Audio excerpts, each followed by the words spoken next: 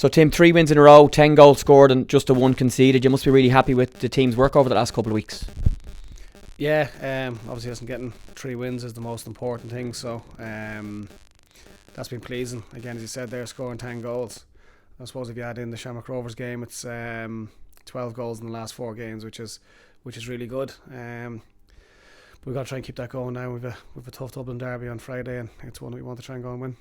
Yeah, the game in Drogheda on Monday took us to the end of the first series. We're 4th in the league, a point off second and 7 off the top. How would you sum up the first 9 matches overall? A little bit inconsistent, obviously, with the 3 games that we had that we lost in a row. Very frustrating. We ended the first round of games in the same amount of points we had last year, so we obviously want to improve on that. And again, now it's an important period for us. For the next 3 games, we've Bohs, Rovers and Derry as well, so it's going to be a big test, and that starts on Friday night. Yeah, as you mentioned, our next 3 against the 3 teams ahead of us currently in the league, so another big couple of weeks ahead. The big games keep rolling in. Yeah, every game in the league is big. You can see when you come in on a match night and you look at the results elsewhere, the results can be so unpredictable, but again, we've got to try and find the level of consistency, and we've done that in the last 4 games, so we want to keep that going. Yeah, the table overall just 6 points between 2nd and 9th at the minute, very tight, and as you mentioned, when you come in, results every week seem to be quite changeable, so it's been an interesting league for everyone to be involved in terms of every game seems to be tight and every team going to win them. Yeah, there's no easy game, so we know that. Friday's going to be the exact same. When you look at Bohs, they've had a brilliant start, win 7 of their first 9, so it's a big ask for us, but again, listen, off the back of the run that we're on, we'll go into it with confidence.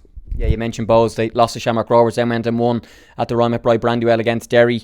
They of course beat us in Richmond earlier in the season as well. What's your assessment of them and I suppose the challenge that we'll face at Dalymount? Listen, 𝗕ici's been brilliant since he got in there. Massive turnover in players as well, so to get them purring so early in the season is really good. Loads of energy, a lot of very, very good players, so you can see when they perform that they're getting wins, and we're going to try and go there on Friday night and stop that. In terms of team news, Joe Redmond and Jake Mulroney went off with knocks the other night. How are they shaping up? With a quick turnaround, of course, from Friday to Monday to Friday again?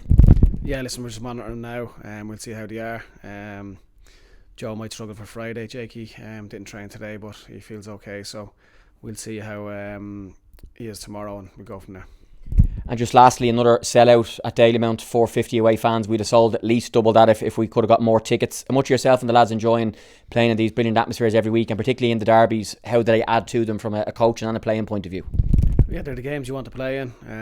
Obviously the fans up in Drogheda were brilliant. You can hear them singing as well, and it's for us to get them good positive results, and obviously winning the game 3-1 the other night and getting a late goal makes it seem well worth the travelling. So we're hoping that when they leave on Friday night in Dalymount that they're going home happy.